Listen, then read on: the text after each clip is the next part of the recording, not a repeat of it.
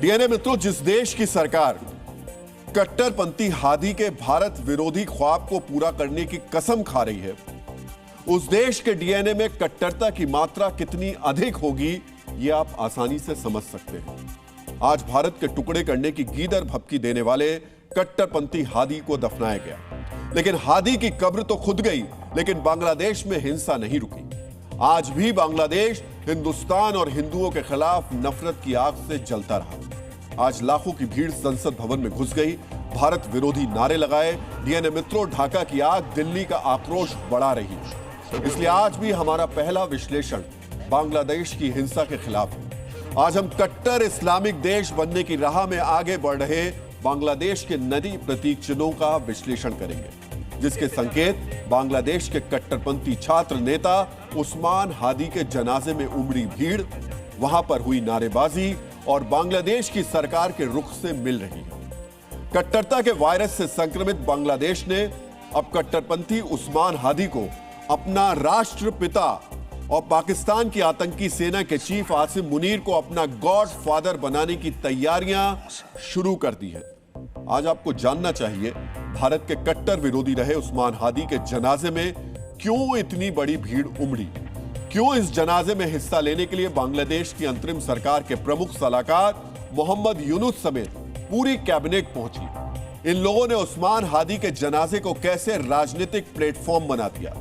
हादी को राजकीय सम्मान के साथ अंतिम विदाई देकर आज बांग्लादेश के कट्टरपंथियों ने कैसे आसिम मुनीर के प्लान का एक चरण, एक स्टेप पूरा कर दिया। और इस प्लान के दूसरे चरण में बांग्लादेश के अंदर मजबूत हो रही कट्टरपंथी ताकतें किस तरह हिंदुओं का नरसंहार कर सकती हैं, बांग्लादेश को भारत विरोधी साजिशों का सबसे बड़ा अड्डा बना सकती है। आज आपको यह भी जानना चाहिए। भारत में 15 मिनट की धमकी देने वाले कुछ थे और यह एक तरीके का वायरस था जो बांग्लादेश पहुंच गया है। और ये कितना खतरनाक हो गया है, उसने बांग्लादेश में कितनी बड़ी तबाही मचा दी है। मित्रों, 15 मिनट की तर्ज पर बांग्लादेश में 20 मिनट की धमकी आई है। इसका विश्लेषण भी आगे हम करेंगे, लेकिन उससे पहले आज के अपडेट जान लीजिए। आज ढाका के माणिक मियां एवेन्यू में नमाज जनाजा आयोजित किया गया। वैसे यह भी अपने आप में एक मजाक से कम नहीं था। बांग्लादेश के राष्ट्रीय संसद भवन के ठीक सामने मौजूद इस ऐतिहासिक सड़क का नाम बांग्लादेश के प्रसिद्ध पत्रकार और राजनीतिज्ञ तफज्जुल हुसैन माणिक मियां के नाम पर रखा गया है, जो प्रतिष्ठित अखबार द डेली इत्तेफाक के संपादक थे। माणिक मियां ने बांग्लादेश के मुक्ति संग्राम में महत्वपूर्ण भूमिका निभाई थी और बांग्लादेश के महान पत्रकार के नाम वाली सड़क पर लोग बांग्लादेश के 2 बड़े अखबारों का ऑफिस जलाकर उस्मान हादी को श्रद्धांजलि देने पहुंचे थे। ये पूरा आयोजन बांग्लादेश की सरकार के समर्थन से हो रहा था, इसीलिए इसमें सरकारी अमले के साथ बहुत भारी भीड़ भी इकट्ठा हुई। आज आपको बांग्लादेश के इस भीड़ तंत्र का वीडियो विश्लेषण भी देखना चाहिए। कट्टरपंथी छात्र नेता उस्मान हादी के जनाजे में शामिल होने लाखों लोगों की भीड़ बांग्लादेश के संसद भवन के सामने इकट्ठी हुई। जहां पर हादी का नमाज जनाजा पढ़ा जाना था, उस ओर जाने वाले रास्ते में नारेबाजी करते हुए हादी समर्थकों का रेला दिखा। जो लोग ढाका के माणिक मियां एवेन्यू में नहीं पहुंचे, वो सड़कों पर इकट्ठे होकर हादी हादी के नारे लगाते रहे। एक तरफ हादी को सुपुर्दे खाक किया जा रहा था, दूसरी तरफ ढाका के चौराहों पर उन्मादी मजहबी नारे लग रहे। लेकिन इस कट्टरपंथी भीड़ का तिरंग नमाज जनाजा खत्म होने के बाद दिखा। यूनुस ने लाखों लोगों को इकट्ठा तो कर लिया, लेकिन इस भीड़ को ना तो यूनुस की पुलिस संभाल पाई, ना सेना। नमाज जनाजा खत्म हुआ और ये भीड़ पुलिस का घेरा तोड़कर संसद भवन की तरफ कूच कर गई। कट्टरपंथियों की ये भीड़ बांग्लादेश में शरिया कानून लागू करने के नारे लगा रही थी। ये तस्वीरें बता रही हैं, हादी समर्थकों की इस भीड़ ने बांग्लादेश की संसद में तोड़फोड़ और लूटपाट भी की है। ये तस्वीर बता रही है, आने वाले वक्त में बांग्लादेश में इन्हीं कट्टरपंथियों का राज होने वाला। डीएनए मित्रों, देखा आपने इस वक्त बांग्लादेश में कट्टरपंथी कितने मजबूत हैं।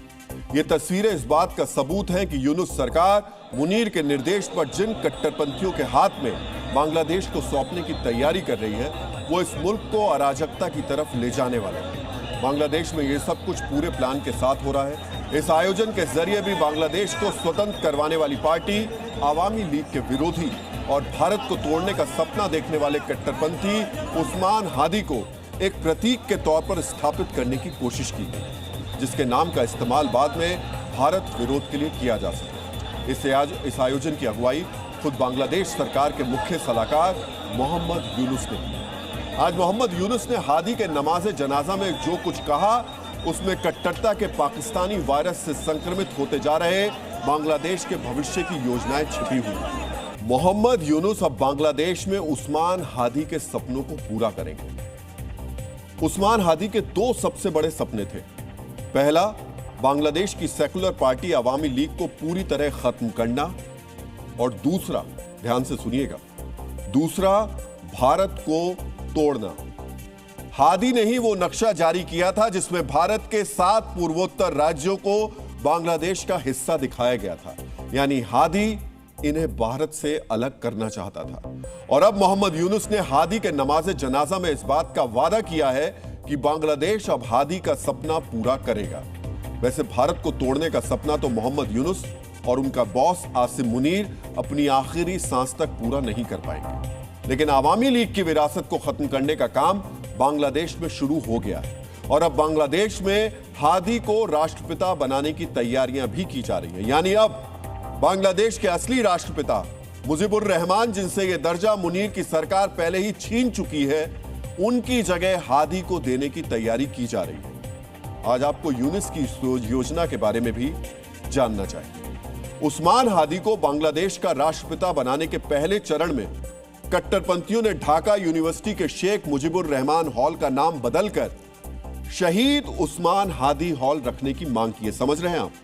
जिस व्यक्ति ने यातनाएं सहकर 30 लाख बांग्लादेशियों की हत्या करने वाले पाकिस्तान के जुल्मों से लड़कर अपनी जान दांव पर लगाकर बांग्लादेश की आजादी हासिल की, उसका नाम मिटाकर बांग्लादेश में कट्टरपंथ का बीज बोने वाले एक अराजक व्यक्ति, जिसकी हत्या भी आज उसको शहीद बता रहे लोगों ने करवाई है, उस उस्मान हादी के नाम पर रखने की बात की जा रही है।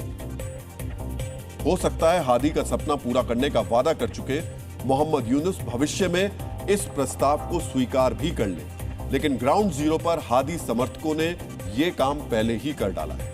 एक दिन पहले ही हादी समर्थकों ने ढाका यूनिवर्सिटी के हॉल गेट पर शहीद उस्मान हादी हॉल का एक बैनर लगा दिया, यानी इसका नाम पहले से ही बदल दिया। मीडिया के सामने तर्क यह दे दिया गया कि उस्मान हादी भारतीय आक्रामकता के खिलाफ लड़ते हुए शहीद हुआ है और उनके हत्यारे इस वक्त भारत में छिपे हैं। हालांकि यह पूरी तरीके से बेबुनियाद आरोप है, जिनका कहीं कोई सबूत मौजूद नहीं है। हादी समर्थकों ने बांग्लादेश के असली राष्ट्रपिता शेख मुजीबुर रहमान को हादी को मारने वाली ताकतों का जनक बताया और हॉल को उनके नाम के बजाय हादी के नाम पर करने की मांग की। डीएनए मित्रों, यानी बांग्लादेश की ढाका यूनिवर्सिटी में कट्टर इस्लामिक छात्रों ने उस्मान हादी को राष्ट्रपिता मान लिया है और यूनुस भी ऐसा कर दे तो कोई बहुत ताज्जुब वाली बात नहीं होनी चाहिए, क्योंकि जून 2025 में कानून में संशोधन करके यूनुस सरकार ने शेख मुजीबुर रहमान से राष्ट्रपिता का दर्जा छीन लिया। अब सरकार के दस्तावेजों में उनको सिर्फ दिवंगत राजनेता ही कहा जा रहा है। वैसे हादी समर्थकों का तुष्टीकरण करने के लिए बांग्लादेश में आज मुल्क की संस्कृति का एक और अपमान किया गया। हमने आपको कल ही डीएनए में बताया था कि कट्टरपंथी उस्मान हादी को बांग्लादेश के राष्ट्र कवि कहे जाने वाले कवि काजी नजरुल इस्लाम के पास दफन करने की योजना है और उस्मान हादी के प्रेम में डूबे मोहम्मद यूनुस प्रशासन ने आज ऐसा करवा भी दिया। आज आपको भी जानना चाहिए क्यों बांग्लादेश की सेकुलर जनता आज इसे नजरुल इस्लाम का अपमान बता रही है। आज नजरुल इस्लाम भी कट्टरपंथी की कब्र अपने बगल में बनाए जाने पर बहुत व्यथित होंगे। वो भी सोच रहे होंगे कि इतने जहरीले शख्स को क्यों हमारे पास सुला दिया गया। आज आपको काजी नजरुल इस्लाम और उस्मान हादी की विचारधारा के अंतर को समझना चाहिए। काजी नजरुल इस्लाम को विद्रोही कवि कहा जाता है, लेकिन उनका विद्रोह किसी एक धर्म या संप्रदाय के पक्ष में नहीं, बल्कि अन्याय और कट्टरता के खिलाफ था। जबकि शरीफ उस्मान हादी की विचारधारा इस्लामी राष्ट्रवाद पर आधारित थी। हादी बांग्लादेश की पहचान एक कट्टर इस्लामी मुल्क के तौर पर देखना चाहता था। नजरुल ने अपनी रचनाओं में इस्लामी गजल और हिंदू भजन दोनों को समान प्राथमिकता दी। उन्होंने हिंदू मुसलमान को एक ही डाली के दो फूल बताया, जबकि हादी उस धर्मनिरपेक्षता का विरोधी था जो अवामी लीग सरकार के दौरान देश में लागू थी। नजरुल ने जीवन भर कट्टरता और संकीर्णता के खिलाफ लिखा, इसीलिए लोगों का कहना है कि हादी जैसे व्यक्ति को, जिसकी पहचान अक्सर कट्टरपंथी छात्र आंदोलनों से जुड़ी रही है, नजरुल के बगल में जगह देना नजरुल की धर्मनिरपेक्ष और उदार विरासत का अपमान है। यानी वैचारिक धरातल पर नजरुल और हादी में जमीन आसमान का अंतर है। उस्मान हादी को बांग्लादेश में मौत के बाद आज इसलिए राजकीय सम्मान मिला क्योंकि उसकी पहचान एक कट्टरपंथी इस्लामी की है। इस विचारधारा का काजी नसरुल इस्लाम ने हमेशा विरोध किया, लेकिन इसके बावजूद उस्मान हाजी की कब्र नजरुल इस्लाम के बगल में बना दी गई, तो इसे कट्टर होते बांग्लादेश का एक प्रतीक कहा जा रहा है। डीएनए मित्रों, इस वक्त बांग्लादेश में इस्लामिक कट्टरपंथी इतने हावी हो चुके हैं कि उनके सामने पुलिस और सेना सब बेबस है। आज बांग्लादेश में राष्ट्रकवि के बगल में अपने नेता की कब्र बनवाने वाले कट्टरपंथी इतने ताकतवर हो चुके हैं कि वो जिसको जान से मारना चाहें मार देते हैं, जहां आग लगाना चाहते हैं लगा देते हैं। उनको हथियारों से लैस पुलिस फोर्स और सेना भी नहीं रोकती। आपको भारत में AIMIM के नेता अकबरुद्दीन ओवैसी की 15 मिनट वाली धमकी याद है, जिसमें हिंदुओं को धमकी दी गई। कहा गया था 15 मिनट के लिए पुलिस फोर्स हटा दो, फिर दिखाते हैं। आज बांग्लादेश में इसी तरीके का एक 20 मिनट वाला नमूना दिखाने की बात की गई। भारत में 15 मिनट पुलिस हटाने की बात कही गई और बांग्लादेश में सेना 20 मिनट से ज्यादा लोगों को कट्टरपंथियों से बचाने की गारंटी नहीं ले पा रही। आपको आज बांग्लादेश में कल जलाए गए अखबार के ऑफिस के सामने बेबस दिख रही बांग्लादेश की सेना और पत्रकारों की बातचीत का ये वीडियो ध्यान से देखना चाहिए। ये जो 20 मिनट में ऑफिस खाली करने का अल्टीमेटम दे रही है, ये बांग्लादेश की सेना है, यानी बांग्लादेश की सबसे ताकतवर फोर्स। लेकिन जिस वक्त बांग्लादेशी अखबार डेली स्टार के ऑफिस में उपद्रवी तोड़फोड़ कर रहे थे, ऑफिस को जलाने की तैयारी कर रहे थे, उस वक्त बांग्लादेश की सेना की हिम्मत भी उनको रोकने की नहीं हो रही थी। वो बस किसी तरह पत्रकारों को जिंदा बचाने की कोशिश कर रहे थे, जिनको कट्टरपंथी भीड़ जलाकर मार देना चाहती थी। और इसीलिए इस टुकड़ी को लीड कर रहे जवान ने वहां फंसे पत्रकारों और लोगों से कहा, 20 मिनट में इस जगह को खाली करके निकल जाओ।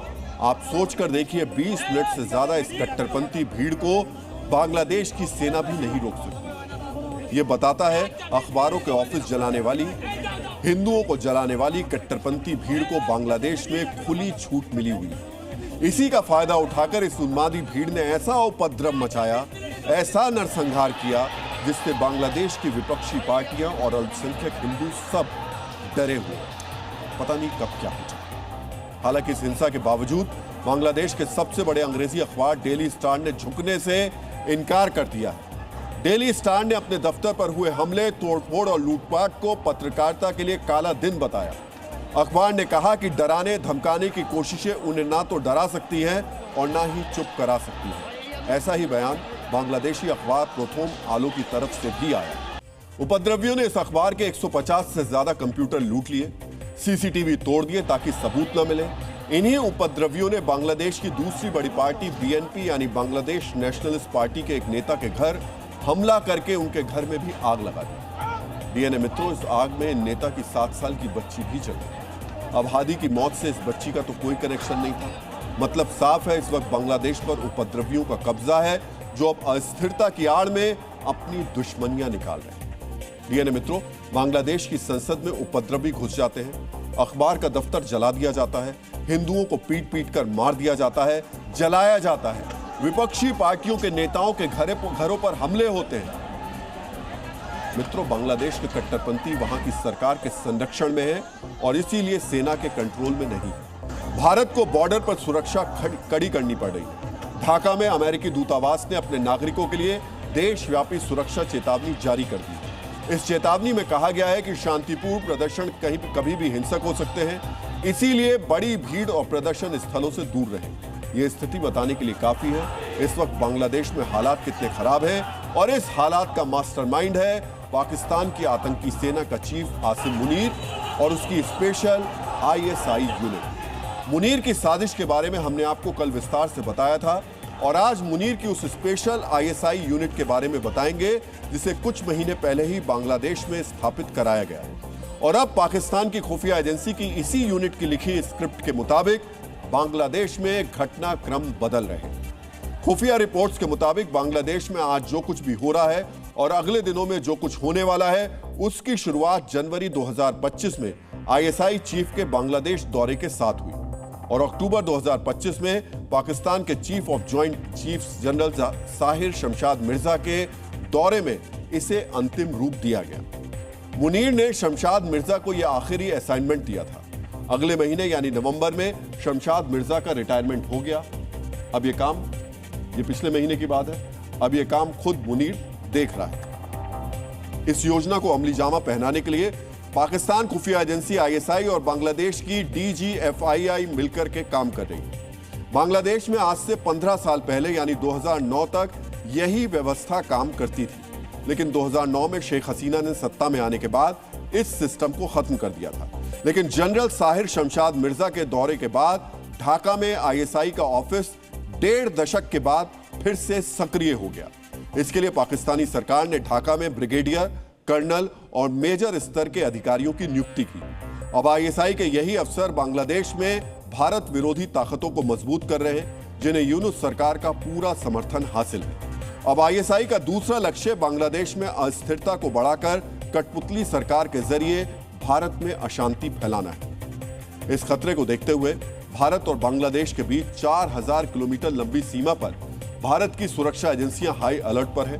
डीएनए मित्रों, सबसे ज्यादा दबाव पश्चिम बंगाल के मालदा और बशीरहाट जैसे इलाकों पर है, जो घुसपैठ को लेकर ज्यादा संवेदनशील है। डीएनए मित्रों, बांग्लादेश में हो रही हिंसा आईएसआई की स्क्रिप्ट का हिस्सा है। आज आपको इसके एक और सबूत के बारे में जानना चाहिए। बांग्लादेशी मीडिया ने बताया है कि हादी की हत्या में शामिल कथित शूटर और मुख्य आरोपी फैसल करीम को पहले से अंदाजा था कि आगे क्या होने वाला है। फैसल ने गोलीबारी से एक रात पहले ढाका के बाहर एक रिजॉर्ट में अपनी महिला मित्र से कहा था कि कुछ ऐसा होने वाला है जो पूरे बांग्लादेश को हिला देगा। इसके बाद हादी को गोली मारी गई और फिर प्रदर्शन शुरू हो गए। ऐसे में माना जा रहा है कि आईएसआई ने हादी को मरवाकर आरोपी को गायब कर दिया और मुनीर के इशारे पर जमाते इस्लामी के कट्टरपंथियों ने हिंसा शुरू कर दी, जिसका निशाना हिंदू भी बने। मित्रों, आज आपको बांग्लादेश में पीट पीट कर मारे गए हिंदू युवक दीपू दास की हत्या की इनसाइड स्टोरी के बारे में भी पता होना चाहिए। आपको समझना चाहिए किस तरह बांग्लादेश में निजी दुश्मनी निकालने के लिए एक हिंदू पर ईश निंदा के आरोप लगाए गए, फिर उसको पीट पीट कर मार दिया गया। बांग्लादेश के हिंदू युवक दीपू की हत्या के षड्यंत्र में अब वहां की पुलिस भी शक के घेरे में है और इसका वीडियो सबूत भी सामने आ गया है। बांग्लादेश की लेखिका तस्लीमा नसरीन ने खुद दीपू की हत्या के षड्यंत्र का खुलासा किया है। तस्लीमा नसरीन ने दावा किया है दीपू चंद्रदास को बेरहमी से मार दिए जाने से पहले वो पुलिस की हिरासत में था। उस पर एक बार नहीं बल्कि 2 बार हमला किया गया। पहली बार भीड़ ने उसकी पिटाई की और दूसरी बार उसकी हत्या कर दी। दीपू की हत्या से ठीक पहले के 2 वीडियो सामने आए हैं। पहले वीडियो में दीपू गारमेंट्स फैक्ट्री में मौजूद है। वहां पर कट्टरपंथी उसको घेर कर खड़े हैं और उस पर दबाव बनाया जा रहा है। गारमेंट्स फैक्ट्री में दीपू के साथ क्या हुआ, तस्लीमा नसरीन ने इसका सच भी बताया। सच्चाई यह है कि दीपू के साथ काम करने वाले एक मुस्लिम सहकर्मी ने निजी रंजिश की वजह से उस पर पैगंबर मोहम्मद के बारे में अपमानजनक टिप्पणी करने का झूठा आरोप लगाया। सोचिए बांग्लादेश में किस तरह ईश निंदा को हिंदुओं को प्रताड़ित करने का हथियार बना लिया गया। दीपू ने खुद इस पूरे मामले की जानकारी पुलिस को दी थी, लेकिन पुलिस ने कोई कदम नहीं उठाया। इसके बाद दीपू से बदला लेने के इरादे से मुस्लिम सहकर्मी ने भीड़ के बीच ये ऐलान कर दिया कि दीपू ने पैगंबर मोहम्मद के बारे में अपमानजनक टिप्पणी की। इसके बाद उन्मादी भीड़ दीपू पर टूट पड़ी और उसे बेरहमी से पीटने लगी। तब पुलिस ने उसे बचाकर हिरासत में ले लिया था, यानी दीपू पुलिस की सुरक्षा में था। उसका वीडियो भी सामने आया था जब दीपू पुलिस की सुरक्षा में मौजूद सुरक्षित दिख रहा है, लेकिन इसका पता किसी को नहीं है कि पुलिस की सुरक्षा से दीपू दोबारा कट्टरपंथियों के कब्जे में कैसे पहुंच गया। इस बात की आशंका जाहिर की जा रही है कि पुलिस ने ही दीपू को कट्टरपंथियों के हवाले किया होगा, जिसके बाद दीपू को पीट पीट कर मार दिया गया और उसके शव को पेड़ से टांगकर जला दिया गया। एक हिंदू की बेरहमी से हत्या के बाद जब दबाव बढ़ा तो सरकार ने जांच और गिरफ्तारी का नाटक किया। कहने के लिए दीपू की हत्या के 7 संदिग्ध आरोपियों को गिरफ्तार तो किया गया, लेकिन यूनुस के रहते उन कट्टरपंथियों का बाल भी बाका नहीं हो सकता। हत्या के पर्याप्त सबूत होने के बावजूद इन्हें यूनुस सरकार में सजा मिलेगी, इसकी उम्मीद ना के बराबर है। एक घोर कट्टरपंथी को अपना आदर्श घोषित करने वालों ने यह ट्रेलर दिखा दिया कि भविष्य का बांग्लादेश कैसा होगा। शेख मुजीबुर रहमान का मुल्क अतिवादियों का अड्डा बन चुका है। हादी की मौत के बाद अतिवादियों और आतंकवादियों ने अपना शक्ति प्रदर्शन किया। डीएनए मित्रों, अतिवादियों की खूनी टोली ने एक निर्दोष हिंदू के लहू से भविष्य के बांग्लादेश की प्रस्तावना लिखी तो आतंकवादियों ने अपनी तकरीर में बताया कि आगे ढाका में क्या होगा। ऐसे आतंकी जिन पर बांग्लादेश में कई हत्याओं के आरोप हैं, जो बरसों तक काल कोठरी में बंद रहे, जो मोहम्मद यूनुस के मौन समर्थन से रिहा हुए, जिनका एकमात्र एजेंडा किसी भी कीमत पर कट्टरवाद की विचारधारा का विस्तार करना है। ऐसे खूंखार आतंकी हादी के लिए न्याय मांगने धरने पर बैठ गए। ध्यान से सुनिएगा, एक अतिवादी की हत्या के बाद कुछ आतंकवादी न्याय के लिए धरने पर बैठे, इससे बड़ी अतिशयोक्ति कुछ हो ही नहीं सकती। लेकिन मोहम्मद यूनुस के बांग्लादेश में ऐसा ही हो रहा है। इसलिए आज हम हादी की मौत पर आतंकवादियों के जमावड़े का विश्लेषण करेंगे। डीएनए मित्रों, शरीफ उस्मान हादी की हत्या के बाद ढाका के शहबाग इलाके में एक जमावड़ा लगा। इसमें एक से बढ़कर एक छटे हुए आतंकवादी शामिल हुए। इनमें दो नाम सबसे प्रमुख थे, एक जसीमुद्दीन रहमानी और दूसरा नाम है अताउर रहमान विक्रमपुरी। ये दोनों बांग्लादेश के बड़े आतंकवादी हैं। ये अंसारुल बंगला टीम जैसे घोषित आतंकवादियों के सदस्य रहे। हम सबसे पहले आपको जसीमुद्दीन रहमानी के आतंक के बारे में बताना चाहेंगे। डीएनए मित्रों, रहमानी देवबंदी विचारधारा का कथित इस्लामिक विद्वान और मुफ्ती है। वो ढाका के हातेमबाग जामा मस्जिद का इमाम भी रह चुका है। लेकिन रहमान की असली पहचान ये है कि वो अंसारुल बंगला टीम का मेंटोर रहा है। अंसारुल्लाह बंगला टीम का एक अंतर्राष्ट्रीय स्तर का यह आतंकी संगठन है, जिसका मकसद गैर मुसलमानों के खिलाफ हिंसा करना और करवाना है, जो बांग्लादेश में हिंदुओं का सबसे बड़ा दुश्मन है, जो कट्टर विचारधारा का प्रचार करता रहा है, जिसका अलकायदा और ऐसे दूसरे अंतर्राष्ट्रीय आतंकी संगठनों के साथ संबंध रहे। ये मित्रों, अंसारुल्लाह बंगला टीम जैसे खतरनाक संगठन के आतंकी रहमानी पर कई तरीके के आरोप हैं। आतंकी जसीमुद्दीन रहमानी बांग्लादेश के कई सेकुलर ब्लॉगर्स और लेखकों के खिलाफ हिंसा का आरोपी है। ये उनकी हत्या के लिए लोगों को उकसाता था, हत्या का समर्थन करता था। ये भारत के खिलाफ अक्सर जहर उगलता रहता है। 2013 में रहमानी को गिरफ्तार किया गया था, लेकिन जब मोहम्मद यूनुस के हाथ में बांग्लादेश की सत्ता आई, यूनुस के अंदर का कट्टरवाद जागा, तो उन्होंने रहमान की रिहाई का आदेश दे दिया। यही आतंकी रहमानी अब खुलेआम घूम रहा है, भारत के खिलाफ जहर उगल रहा है। कल जब वो हादी के लिए ढाका में बैठा था, तब भी वहां भारत विरोधी तकरीरें दी गई। मित्रों, रहमानी के साथ जो दूसरा कुख्यात चेहरा वहां मौजूद था, उसके बारे में भी जान लीजिए। अताउर रहमान विक्रमपुरी कहने के लिए तो तौहीदी जनता नाम के कट्टरवादी ग्रुप का संयोजक है, लेकिन असल में यह भी उसी अंसारुल्लाह बंगला टीम का सदस्य है, जिसका मेंटोर रहमानी है। ये विक्रमपुरी सोशल मीडिया पर नफरती भाषण देता है, सार्वजनिक सभाओं में हिंदुओं, नास्तिकों और लोकतांत्रिक विचारधाराओं के खिलाफ अपमानजनक शब्दों का प्रयोग करता है, उकसाने वाले भाषण देता है। शरिया कानून का बहुत बड़ा समर्थक है। विक्रमपुरी बांग्लादेश की जेल में बंद आतंकवादियों और अतिवादियों की रिहाई के लिए आंदोलन करता रहा। 2021 में गिरफ्तार इसको किया गया था, लेकिन रहमानी की तरह इसे भी यूनुस सरकार ने रिहा कर दिया। डीएनए मित्रों, अब ये दोनों आतंकवादी फिर से आजाद हैं।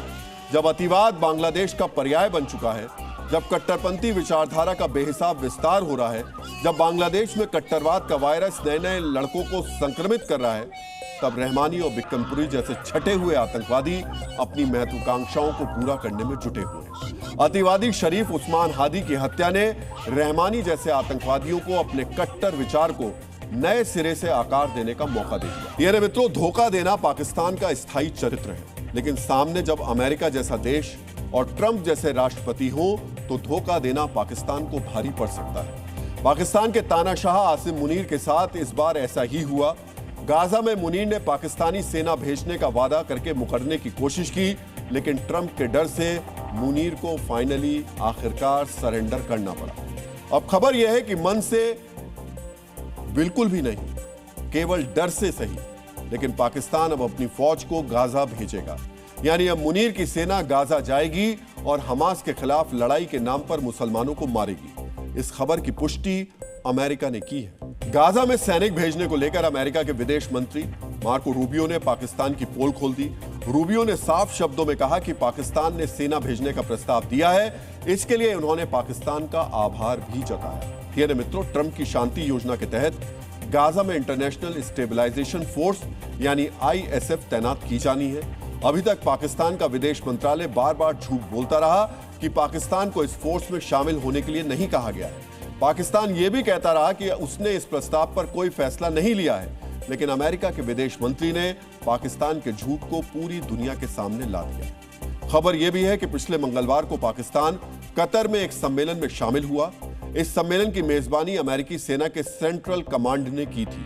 इस दौरान गाजा में भेजी जाने वाली सेना से जुड़े मुद्दों पर भी चर्चा की गई। पाकिस्तान समेत लगभग 45 देश इस सम्मेलन में शामिल हुए। पाकिस्तान के कूटनीतिक सूत्रों का कहना है कि वो गाजा में 3,500 सैनिक तैनात करने पर विचार कर रहा है। यानी जो पाकिस्तान अपनी आवाम के सामने गाजा में सैनिक भेजने से इनकार कर रहा है, वो सैनिकों की संख्या भी तय कर चुका है। चुपके चुपके वो अमेरिकी सेना की मीटिंग में भी शामिल हो रहा है। गाजा में पाकिस्तानी सैनिकों की जिम्मेदारी हमास से हथियार छीनने की होगी, यानी पाकिस्तानी सेना को हमास से लड़ना होगा, गाजा के मुसलमानों को मारना होगा। ऐसा होने पर पाकिस्तान में अपनी ही सरकार और सेना के खिलाफ नाराजगी बढ़ेगी, लेकिन ट्रंप का डर मुनीर पर इस तरह से हावी है कि उसे पाकिस्तानी आवाम के विद्रोह की भी परवाह नहीं है। डीएनए मित्रों, घरेलू नाराजगी से बचने के लिए अजरबैजान, जॉर्डन और मिस्र जैसे देशों ने ट्रंप की योजना में शामिल होने से मना कर दिया। आसिम मुनीर भी दूसरे मुस्लिम देशों की तरह ट्रंप को साफ साफ मना कर सकता था, लेकिन ट्रंप को ना कहने की उसकी हिम्मत कहां है। जिस ट्रंप की वजह से मुनीर पर कृपा बरस रही है, वो अमेरिका की योजना में शामिल होने से कैसे इनकार कर सकता है। जिस ट्रंप के दम पर मुनीर इमरान खान जैसे नेताओं पर जुल्म ढा रहा है, उसकी हिम्मत ट्रंप को ना कहने की कैसे होती है। यही वजह है कि लोगों को नाराज करके भी उसने गाजा में अपनी सेना भेजने की सहमति दे दी।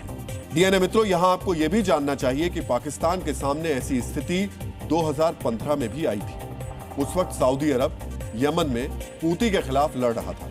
सऊदी अरब ने हूती के खिलाफ पाकिस्तान से मदद मांगी थी, लेकिन करीबी दोस्त होने के बावजूद पाकिस्तान ने इनकार कर दिया। पाकिस्तान की संसद ने सऊदी अरब के प्रस्ताव को खारिज कर दिया था।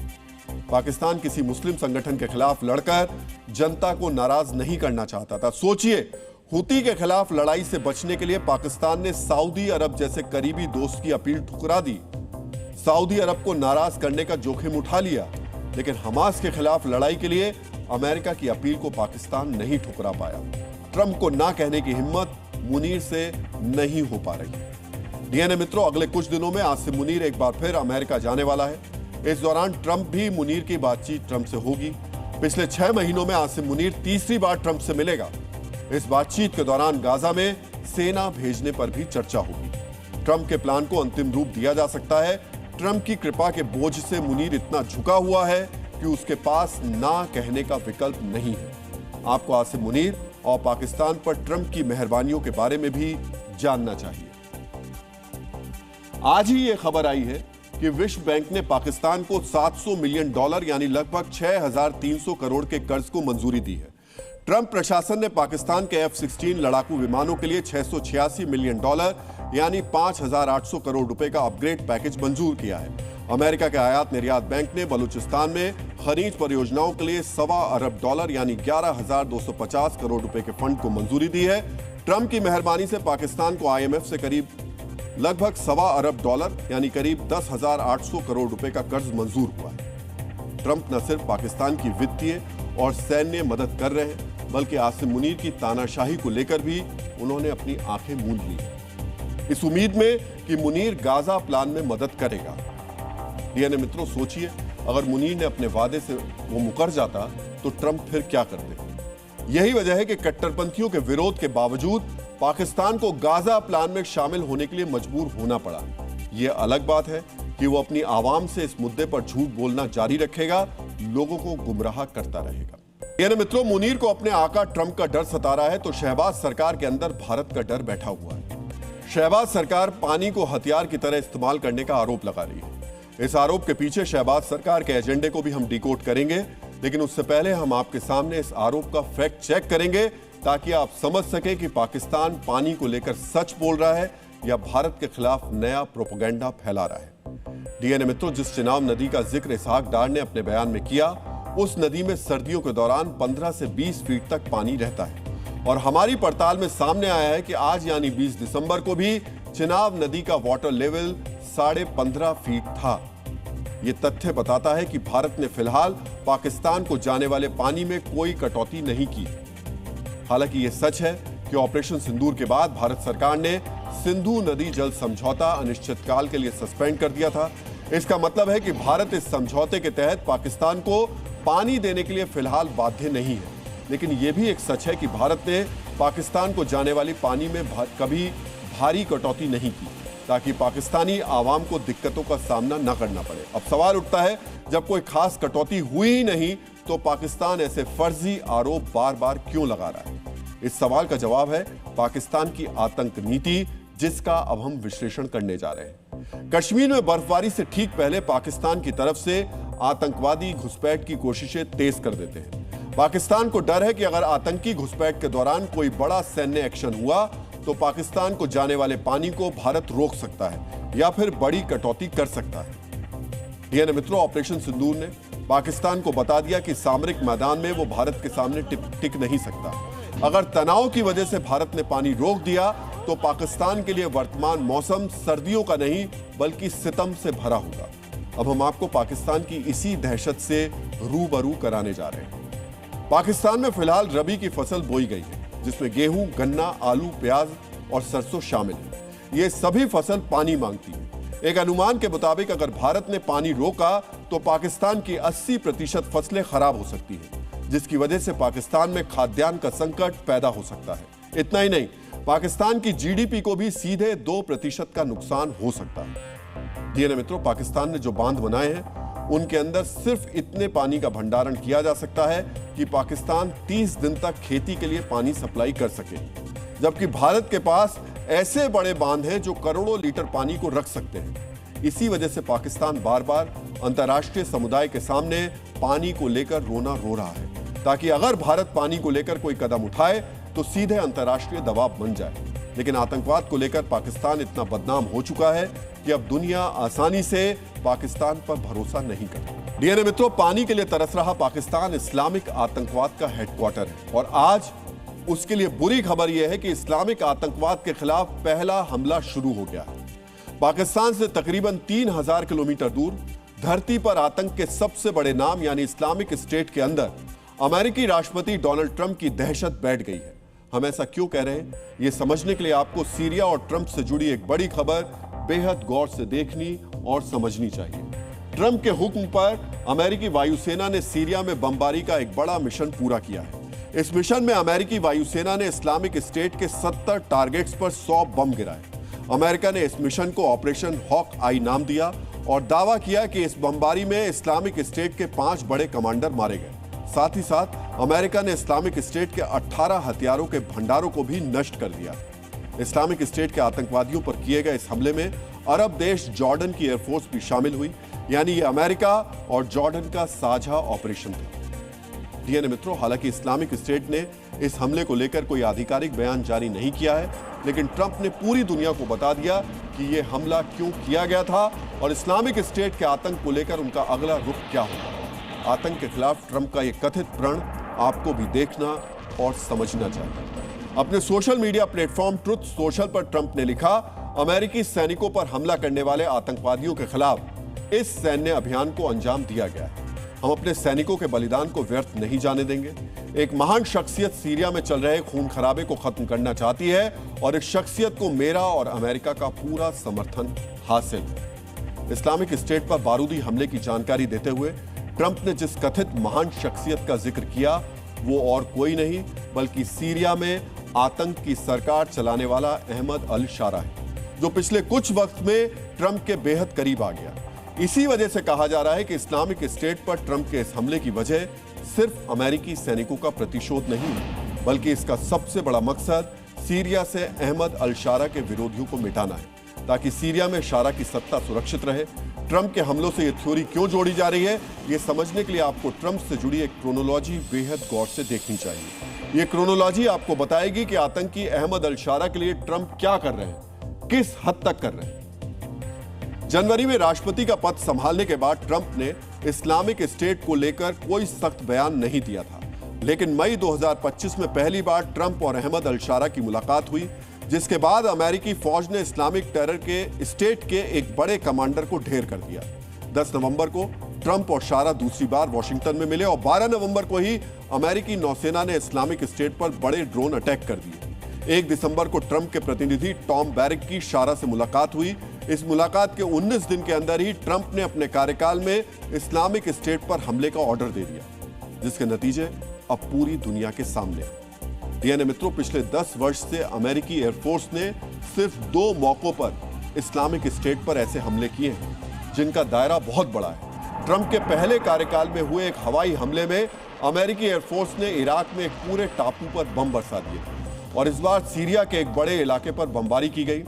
यह भी एक वजह है जो इस थ्योरी को पुख्ता करती है कि ट्रंप का मकसद पूरे सीरिया पर अहमद अल-शारा का कंट्रोल स्थापित करना है। अगर सीरिया पर शारा की पकड़ मजबूत हुई तो इससे ट्रंप को क्या फायदा होगा, अब हम आपको इस मुद्दे से जुड़ी जरूरी जानकारी देने जा रहे हैं। डीएनए मित्रों, सीरिया पर अमेरिका की कठपुतली वाली सरकार का प्रभाव स्थापित हुआ तो इससे ट्रंप को न सिर्फ आर्थिक बल्कि सामरिक फायदे भी होंगे। सीरिया के तेल उद्योग में अमेरिकी कंपनियों का निवेश और प्रभाव बढ़ेगा तो दूसरी तरफ सीरिया में सामरिक संसाधनों की तैनाती के साथ ट्रंप तुर्की से लेकर ईरान तक दबाव बनाकर रख सकते हैं। यानी अहमद अल-शारा को साधकर ट्रंप एक तीर से 2 शिकार करना चाहते हैं। डीएनए मित्रों, अपने 2 सैनिकों की मौत पर सीरिया में तबाही मचाने वाले ट्रंप बांग्लादेश को लेकर चुप हैं, जबकि बांग्लादेश में ही वैसा ही हुआ।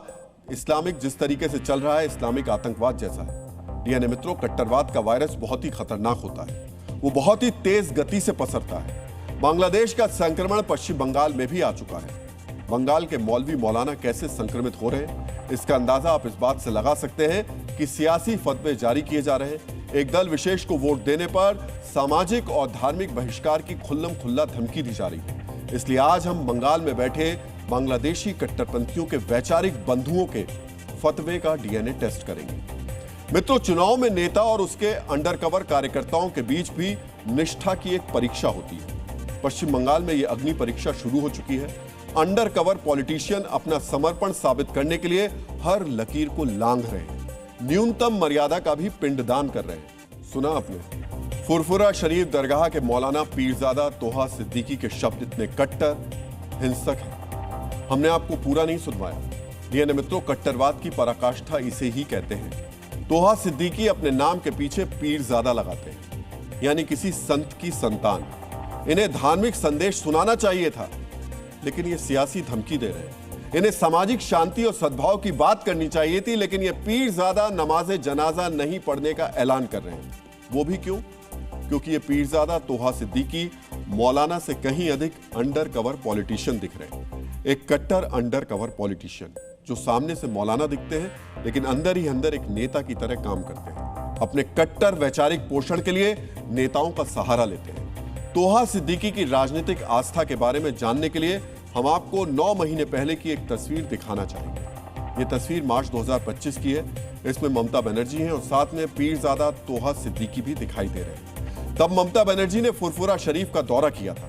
तोहा सिद्दीकी ने उनका स्वागत किया था। ममता ने वहां एक पॉलिटेक्निक कॉलेज और बस स्टैंड बनाने की घोषणा की थी। 2009 के चुनाव में तोहा सिद्दीकी ने खुलकर ममता बनर्जी का समर्थन किया था। तब से दोनों के बीच राजनीतिक संबंध हैं।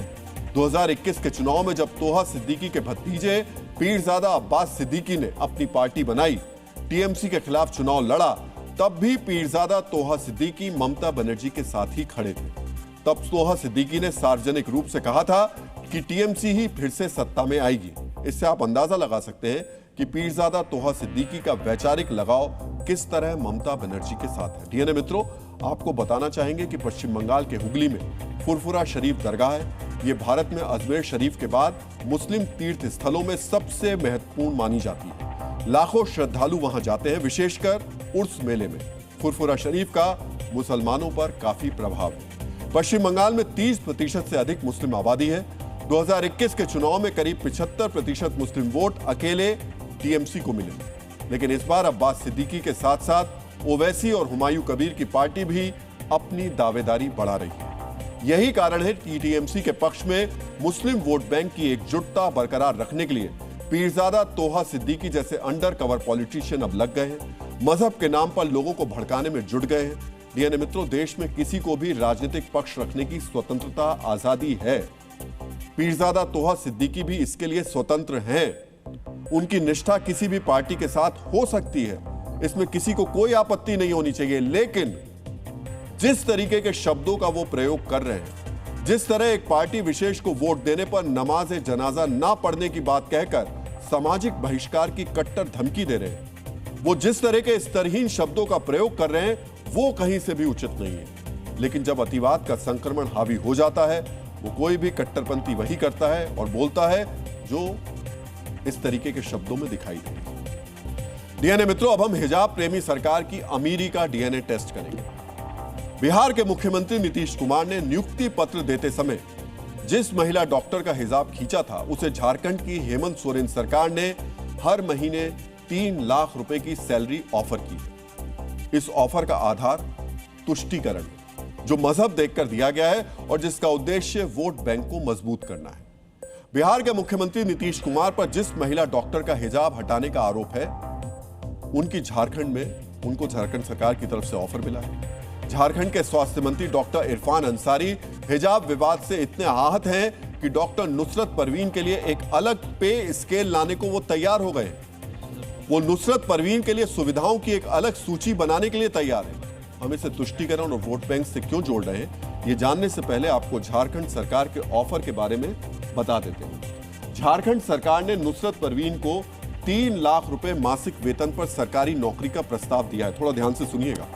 इसके अलावा यह भी कहा है कि उन्हें मनचाही पोस्टिंग मिलेगी, यानी झारखंड के जिस शहर में वो नौकरी करना चाहेंगी वो कर सकेंगी। साथ ही सरकारी फ्लैट भी मिलेगा, यानी घर ढूंढने की भी परेशानी नहीं होगी। सुनिए स्वास्थ्य मंत्री ने क्या कहा। बहुत गलत मैसेज गया है और उसको लेकर मैं भी मर्माहत हूँ और हमने फैसला किया है, उस बच्ची को मैंने ऑफर किया है, बेटी तुम आओ झारखंड, मैं तुम्हें सरकारी नौकरी दूंगा, मनचाहा पोस्टिंग दूंगा, 3 लाख रुपया सैलरी दूंगा, सरकारी फ्लैट दूंगा, मान दूंगा, सम्मान दूंगा, इज्जत दूंगा। डीएनए मित्रों, डॉक्टर नुसरत परवीन यूनानी डॉक्टर है। उन्हें बिहार में कॉन्ट्रैक्ट पर 32,000 रुपए की नौकरी मिल रही थी। आमतौर पर झारखंड में भी यूनानी डॉक्टर को इतना ही वेतन मिलता है, लेकिन हिजाब विवाद की वजह से उन्हें लगभग 10 गुना ज्यादा वेतन की नौकरी का ऑफर मिल रहा है। मनचाही पोस्टिंग और सरकारी फ्लैट अलग से, मगर स्वास्थ्य मंत्री के इस ऑफर से कुछ सवाल भी खड़े होते हैं। किस नियम के तहत नुसरत परवीन को 3 लाख रुपए की नौकरी ऑफर की जा रही है? क्योंकि इतना वेतन तो शुरुआत में किसी भी डॉक्टर को नहीं मिलता। क्या हिजाब विवाद की वजह से नुसरत परवीन पर झारखंड सरकार का वेतनमान यानी पे स्केल लागू नहीं होता? क्या बिना किसी प्रवेश परीक्षा के किसी को डॉक्टर की नौकरी दी जा सकती है? जब नुसरत परवीन का झारखंड से कोई संबंध नहीं है, फिर मंत्री किस आधार पर नौकरी का ऑफर दे रहे हैं? मनचाही पोस्टिंग के लिए डॉक्टर भटकते रहते हैं, उन्हें नियमों का हवाला दिया जाता है। लेकिन नुसरत के मामले में क्या मंत्री जी नियमों को भूल गए? ये भेदभाव नहीं तो क्या है? सरकारी फ्लैट देने का भी वादा कर रहे हैं, लेकिन झारखंड में कितने डॉक्टर्स को सरकारी फ्लैट मिला हुआ है? डीएनए मित्रों, यहां आपको झारखंड की स्वास्थ्य व्यवस्था के बारे में भी पता होना चाहिए। सीएजी की 2022 की रिपोर्ट के अनुसार झारखंड में स्वास्थ्य अधिकारी के कुल स्वीकृत पद 3,634 हैं, लेकिन इनमें से 2,210 पदों पर भर्ती ही नहीं हो पाई, यानी स्वास्थ्य अधिकारी के 61% पद झारखंड में खाली पड़े। इसी तरह स्टाफ नर्स के 52% पद खाली पड़े और पैरामेडिकल स्टाफ के 80% पद खाली हैं। यानी इन पदों को भरने की कोई कोशिश नहीं की गई। लेकिन हिजाब विवाद की वजह से मंत्री जी बिना एंट्रेंस एग्जाम के 10 गुना वेतन देने के लिए तैयार हैं। जिस राज्य की स्वास्थ्य व्यवस्थाएं धराशायी हैं, वहां के मंत्री स्वास्थ्य नीति को राजनीतिक हथकंडा बनाने की कोशिश में लगे, जबकि ये मंत्री खुद डॉक्टर हैं। डीएनए मित्रों, हिजाब विवाद से मंत्री जी बहुत आहत हैं। नीतीश कुमार के खिलाफ कोलकाता से लेकर कश्मीर तक प्रदर्शन भी हो रहे हैं। अलग अलग राज्यों में पुलिस से शिकायतें की जा रही है, लेकिन जो लोग हिजाब हटाने पर गुस्से में हैं, वही लोग उस वक्त चुप्पी साध लेते हैं जब बुर्का ना पहनने पर हत्या कर दी जाती है। डीएनए मित्रों, इसी हफ्ते यूपी के शामली में एक खबर आई थी कि बुर्का ना पहनने पर फारूक नाम के एक व्यक्ति ने अपनी पत्नी और 2 बेटियों की हत्या कर दी। सोचिए, क्या लोकतांत्रिक देश में बुर्का ना पहनने पर इतनी खौफनाक सजा दी जा सकती है? लेकिन क्या आपने इस मामले में किसी बड़े नेता का बयान सुना? किसी ने यह कहा कि फारूक जैसा धर्मांध व्यक्ति समाज के लिए ठीक नहीं है? किसी संगठन को आपने फारूक के खिलाफ प्रदर्शन करते देखा? क्या झारखंड के मंत्री जी इस घटना से आहत नहीं हुए? डीएनए मित्रों, अब हम एक ऐसे खौफ का विश्लेषण करेंगे जिसने झारखंड से लेकर असम तक कहर मचा दिया है। मित्रों, एक तरफ असम में ट्रेन हादसे में 7 हाथियों की मौत हो गई, तो दूसरी तरफ झारखंड के ओरमांझी, रामगढ़ और धनबाद में हाथियों का तांडव जारी है। लोग कह रहे हैं हाथी अपने साथी की मौत का बदला ले रहे हैं। क्या बेजुबान जानवर भी बदला लेते हैं? हाथी को तो जानवरों में सबसे समझदार माना जाता है। ऐसे में हाथी बदला ले रहे हैं तो जरूर इसके पीछे कोई ना कोई बड़ा राज जरूर होगा। डीएनए मित्रों, पिछले कुछ दिनों में झारखंड में सिर्फ रामगढ़ जिले में ही हाथियों ने 6 लोगों की जान ले ली। इनमें से 3 महिला और 3 पुरुष हैं। ऐसे ही एक घटना रांची के ओरमांझी इलाके की है। यहां सुबह अफरा तफरी मच गई। झुंड से भटका एक हाथी रिहायशी इलाके में घुस आया, फसलें रौंद दी, 2 लोगों को घायल कर दिया। क्या यह सिर्फ एक हमला है या हाथियों का अचानक किसी बड़े शोक की वजह से गुस्सा फूट पड़ा है? और डीएनए में आज का संदेश, दुनिया वो किताब है जो कभी नहीं पढ़ी जा सकती, लेकिन जमाना वो समय है जो सब कुछ सिखा देता है। डीएनए में अब आपको जय हिंद कहने का समय आ गया है। जय हिंद। डीएनए में सोमवार आपसे फिर मुलाकात होगी। तब तक के लिए अपना ख्याल रखिए, सुरक्षित रहिए, मुस्कुराते रहिए।